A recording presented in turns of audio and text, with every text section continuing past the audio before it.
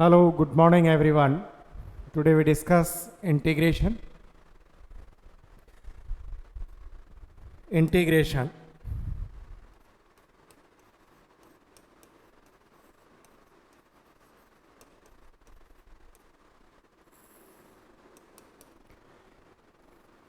One line में बोलूं तो it is inverse process of differentiation it is inverse process of differentiation just उसका inverse process है। इसकी रिक्वायर्ड क्यों हुई, देखो ये कैलकुलेशंस को बहुत सिंपल और इजी बनाता है। देखो इस तरह से अपन चेक करते हैं, जैसे अभी आप काम करते थे कि हमें कोई ग्राफ मिला इस तरह का, y वर्सेस x, और यहाँ हमें सपोज ये ग्राफ मिला। एरिया ऑफ ग्राफ हमें फाइंड करना है। यहाँ पे क्या फाइंड करना है हमें? Area of graph. तो हम क्या काम करते थे, हम सिंपली इसको इस तरह से दो शेप यहाँ पे बन रहे हैं, देखो ओ ए बी सी डी ये बना। तो हम देखो area of O A B C plus area of B C D, हमें टोटल एरिया इसका निकालना है। तो area O A B C plus area of triangle B C D, easily हो गया, कोई प्रॉब्लम नहीं आई। लेकिन अब देखो इंटीग्रेशन इसमें तो कहीं जरूरत पड़ी नहीं, लेकिन कब जरूरत पड़ेगी, इधर देखो इंटीग्रेशन की हमें रिक्वायर्ड जो पड़ी, हमें ग्राफ इस तरह से मिला,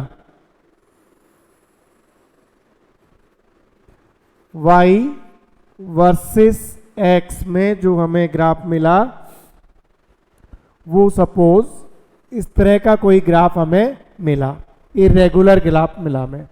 इर्रेगुलर मिला तो देखो जब हम इस ग्राफ की बात करेंगे तो यहाँ इसका इनिशियल पॉइंट ए ले लिया और फाइनल पॉइंट ये लिया बी। तो यहाँ पे हम इस तरह से देखें तो देखो ये और फाइनल पॉइंट बी, इसका ग्राफ का एरिया। अब कोई पर्टिकुलर रेक्टेंगल या ट्राइंगल तो नहीं बन रहा है, तो फिर कैसे सोल्व करें? तो इसका एक तरीका निकाला। क्या तरीका निकाला कि देखो हम इसका एक स्मॉल पार्ट ले लेते हैं, ऐसे ये स्मॉल पार्ट ले लिया, इस स्मॉल पार्ट का एरिया निकाल लेते हैं। तो ये रेक्टेंगल बन गया। रेक्टेंगल कैसे बना कि देखो इसकी विड्थ है, ये मैं ले लेता हूँ dx, और इसकी जो हाइट है ये लेंथ कह दें, ये ले लेता हूँ y1। तो इसका मेरे पास एरिया बन गया y1 इंटू dx, राइट। ऐसा ही मैं अब दूसरा कोई पार्ट यहां ले लिया, सेकंड एरिया मैंने पार्ट यहां पे लिया इसका। तो यहां पार्ट लिया मैंने, देखो इसका एरिया फाइंड करेंगे। तो इसी तरह से मैंने यहां पे इसकी विड्थ dx ली और इसकी हाइट देखो ये कितनी ले ली, y2। तो इसका एरिया हो गया y2 dx। ऐसे ही हम देखो आगे एक और सेगमेंट ले सकते हैं।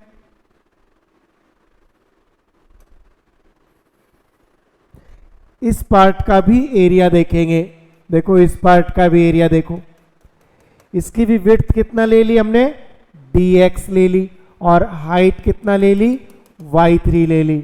तो इसका एरिया कितना हो गया, y3 इंटू dx। ऐसे कितने सेगमेंट बनेंगे, n सेगमेंट बन सकते हैं, इनफाइनाइट सेगमेंट बन सकते हैं। तो हम टोटल एरिया निकालेंगे इसका। तो टोटल एरिया देखो कैसा आएगा, टोटल एरिया आएगा y1 dx plus y2 dx plus y3 dx, और कितने रेक्टेंगल बनेंगे से, n हो सकते हैं, तो प्लस yn dx ये लिया हमने। ठीक है भाई, इस तरह से एरिया, ये अपने पास एक मेथड था। लेकिन अब कैलकुलेशन आप करोगे n स्टेप का, तो इसके छोटे छोटे सेगमेंट करो, फिर पूरे को कवर करेंगे। तो अब इसका क्या तरीका था कि हम इसको करते हैं कि n स्टेप के टोटल को शॉर्ट में हम यूं लिखते थे सिग्मा। कितने स्टेप है n, where initial equal to n, y initial dx, ये भी तरीका था। लेकिन अब इसको रिप्लेस किससे कर रहे हैं हम, इंटीग्रेशन से। टोटल एरिया सिग्मा को हमने रिप्लेस किया ये, और स्मॉल a2 कितना करते हैं b, y dx। तो अब जो ये अपने पास रिलेशन आया, ये देखो कितना आसान हो गया। इसमें हमें सेगमेंट नहीं बनाने, a से b तक, इसको क्या बोलते हैं, इंटीग्रेशन। तो दिस इज इंटीग्रेशन। तो इंटीग्रेशन का मीनिंग समझ में आया। इट मीन्स इंटीग्रेशन कहां से आया, इंटीग्रेशन ने किसको रिप्लेस किया है, सिग्मा को रिप्लेस किया है, राइट। सिग्मा का मीनिंग क्या है, total area. It means total of n step is also replace by integration. Clear. अब इसको हम देखो कुछ डायरेक्ट, जब अपने पास ये आ गया तो कैलकुलेशन सिंपल करने के लिए कुछ फॉर्मूलेज काम में ले सकते हैं। तो नेक्स्ट हम ले रहे हैं formulas of integration. Formulas of integration आपके कैलकुलस मैथ्स वाले बच्चों के तो पूरी बुक चलेगा, डिफरेंशिएशन इंटीग्रेशन। मेरा पर्पज है बायो वाले बच्चे इसे इंट्रोड्यूस हो जाए। तो अपने को 4 या 5 फॉर्मूले टोटल है जो फिजिक्स में कहीं कहीं काम में आएंगे, वो आप नोट कर सकते हो। देखो फर्स्ट फॉर्मूला अपन जो ले रहे हैं, पहला फॉर्मूला लिया मैंने, मेन फॉर्मूला इंटीग्रेशन, ये this is symbol of integration. यहाँ एक चीज और ध्यान रखना बेटा, यहाँ पे हम बात यदि सिंबल की करें तो देखो कहीं पे इस तरह से मिलेगा, कुछ जगह इस तरह से a b, यानी यहाँ पे लिमिट्स नहीं दे रखी। इनको क्या बोलते हैं, a जो है ये है लोअर लिमिट, ये क्या है लोअर लिमिट। b यहाँ पे क्या है, इसको बोलते हैं हम अपर लिमिट। यहाँ पे लिमिट गिवन नहीं है, तो जब लिमिट गिवन नहीं हो तो इसको क्या पढ़ते हैं हम, इनडेफिनेट। Indefinite integration.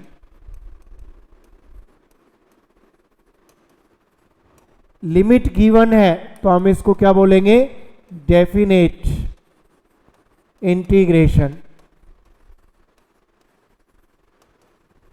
तो जब इनडेफिनेट होगा तो इसके जब रिजल्ट्स आएंगे तो हम प्लस कोई c, इट मीन्स कांस्टेंट लिखेंगे। और यहां इसके जब रिजल्ट्स आएंगे तो हमें इसकी जरूरत नहीं है, हम क्या करेंगे, जो भी रिजल्ट आएंगे ये अपर लिमिट और ये लोअर लिमिट। तरीका क्या है, upper limit minus lower limit से रिप्लेस करेंगे इसको, लोअर लिमिट। तो ये आपको एक सिंपल मेथड मैंने समझा दिया। आप देखो इसको फॉर्मूला में काम में लेंगे वैसे वैसे। आप देखो फर्स्ट फॉर्मूला जो अपने फिजिक्स में सबसे ज्यादा जिसकी जरूरत पड़ेगी वो है x n dx, ये हमें दिया। तो क्या काम करना है, पावर प्लस 1 और नीचे भी क्या कर दो, पावर प्लस 1। लिमिट्स नहीं है तो प्लस c लिख दो। ध्यान रहे condition n should not be -1 नहीं हो बस, बाकी सब में ये फॉर्मूला लागू हो जाएगा। अब क्या किया भाई, n+1 और नीचे भी n+1, लिमिट नहीं थी तो अपन ने कोई कांस्टेंट इनडेफिनेट था, ठीक है। और देखो यदि 1/x dx, देखो -1 वाला ये था केस, तो इसको आप लिखोगे log x। क्या लोगे इसको, log x, ये हो गया अपने पास। यदि ट्रिग्नोमेट्री में जाओगे तो हमें जरूरत पड़ी देखो sin x dx, तो sin x dx क्या करोगे, तो ये होगा -cos x प्लस c। देखो वहां पे डिफरेंशिएशन में साइन का कोस था, कोस का माइनस साइन, ये इसका इनवर्स है। ये if cos x dx then will be sin x plus c, फिर ये लेंगे भाई। कहीं पे भी इंटीग्रेशन एक्सपोनेंशियल का है ex dx, इसका इंटीग्रेशन आए तो एक्सपोनेंशियल रिमेन्स अनचेंज, एक्सपोनेंशियल का कुछ भी चेंज नहीं होता है। तो देखो ये आपने 5 फॉर्मूले देखे और बायो वालों का काम चल जाता है इससे। देखो किस तरह से अपन को कुछ क्वेश्चंस कैसे आएंगे, इनके क्वेश्चन देखो। क्वेश्चन जैसे हमारे पास आए 2t dt, इस तरह से इसका इंटीग्रेशन करना था हमें। तो देखो 2t पावर कितना है, इक्वल टू 1 प्लस 1, नीचे भी 1 प्लस 1 इक्वल, लिमिट नहीं है तो हमने क्या कर दिया c। तो देखो कितना आया 2t स्क्वायर अपॉन 2। तो आंसर क्या हो गया अपने पास, t square plus c is right answer. Clear. देखो एक और एग्जांपल मुझे इस तरह से दे दिया 3x स्क्वायर dx, इसका इंटीग्रेशन करना था। तो कैसे करूंगा, 3x n प्लस 1, नीचे भी n प्लस 1 प्लस, लिमिट नहीं दी तो कांस्टेंट, तो 3x square by 3 plus c, ये कैंसिल हो गया। क्या आंसर आ गया, x square plus c, right. यदि यही चीज अपने को इस तरह से दी हुई होती, देखो 2t dt और हमें लिमिट 1 to 2 ऐसे दिया होता, तो हम कैसे करते, देखो इसको करते 2 1 प्लस 1 अपॉन 1 प्लस 1, ये आता अपने पास। लिमिट्स कितनी है भाई इसकी, 1 से 2, अब c नहीं आएगा क्योंकि लिमिट दी हुई है, तो ये तो कैंसिल हो गया। Upper limit minus lower limit, देखो क्या हो गया 4 माइनस 1, 3 रिजल्ट आ गया। अपने पास ये दिया होता 3x dx, इसका इंटीग्रेशन करना है अपने को x इक्वल टू 1 to 2, देखो ये 3 हो गया, x स्क्वायर बाई 2, लिमिट्स कितनी है 1 to 2, अब प्लस c नहीं लिखेंगे। अब देखो 3/2 तो हमने ये ले लिया, limits x upper limit minus lower limit, तो देखो कितना आया अपने पास 3/2, 4 माइनस 1 3, तो अपने पास रिजल्ट मिला 9/2 मीटर। क्लियर। इसके अलावा देखो अपने पास यही वैल्यू इस तरह से आ जाए 4 cos t plus 2t dt, ऐसे गिवन आए, हमें इसका इंटीग्रेशन करना है। तो देखो 4 cos का इंटीग्रेशन क्या होगा भाई, sin t, cos का कितना होगा sin t प्लस 2, t का कितना होगा 1 plus 1 t square by 2 plus c, तो रिजल्ट क्या मिले हमें, देखो 4 sin t plus t square plus c। आ गई बात समझ में। तो इस तरह का एक ही अपने पास पैटर्न है। अब देखो दूसरे टाइप के क्वेश्चन हमें किस तरह के मिल सकते हैं, वो देखो। हमें एक क्वेश्चन मिला जैसे integrate the given function 2t minus 4 into D T, है ना। इंटीग्रेशन करना है अपने को, इस फंक्शन का हमें इंटीग्रेशन करना है। तो कैसे करोगे, यह एक तरीका है कि ये जो अपने को मिला, ये पार्ट मिला, इसका तो कोई फॉर्मूला नहीं है, तो हम क्या कर लें, इसको क्या मान लें, x मान लिया इसको। देखो 2t माइनस 4 को हमने क्या मान लिया x, इसको डिफ्रेंशिएट करो, देखो dx अपॉन dt, तो इधर भी देखो d अपॉन dt दोनों साइड में किया मैंने 2t माइनस 4, और डिफ्रेंशिएशन तो अपन को आते हैं, तो देखो dx by dt equal to कितना आ गया, देखो 2 बच गया ना, और इसका 0 हो गया, और यहां से देखो dt इक्वल टू मुझे मिल गया dx by 2, dx by 2।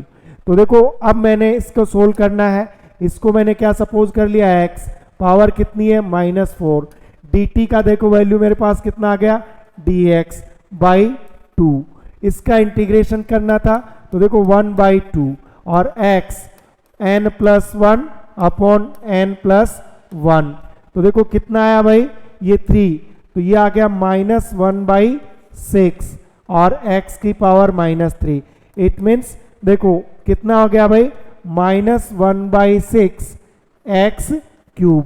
x की वैल्यू पुट करो यहाँ पे, x क्या सपोज किया था हमने, देखो इसको x सपोज किया था, x की वैल्यू लिख दो, तो x की वैल्यू हमने कितना लिख दिया 2t माइनस 4 देखो पावर कितना है क्यूब। तो ये अपने पास फाइनल रिजल्ट इसका मिल गया है। समझ में आई बात? तो इस तरह का एक पैटर्न है। अदरवाइज इसको फॉर्मूले से करना चाहो तो देखो ये किस टाइप का, इसी को एक और मेथड बता दूं मैं इसी क्वेश्चन का कि हमें ये एक्चुअल में ax प्लस बी कोई भी पावर यहां पे दी जाए तो इनका क्या पैटर्न है भाई, इनका इंटीग्रेशन करना है तो जो x के साथ अपना x के रेस्पेक्ट में करना है तो x के साथ है इसको ये ले और ये जो बच गया है इसको सबको क्या मान लो x की पावर n और इसका इंटीग्रेशन कर देंगे अपन। बस ये काम किया। वेयर x इक्वल टू क्या सपोज कर लिया, ax प्लस बी, ये फॉर्मूला लगा दो सीधा। देखो उस क्वेश्चन में यदि अब अपन उसको इस मेथड से सोल्व करें तो a इक्वल टू कितना है 2, तो मैंने a इक्वल टू 2 लिया, इस बाकी को सबको क्या मान लिया मैंने x मान लिया, पावर कितना है -4 है, इस इंटू dx हो गया, इंटू अपन ने क्या ले लिया इसको dx ले लिया।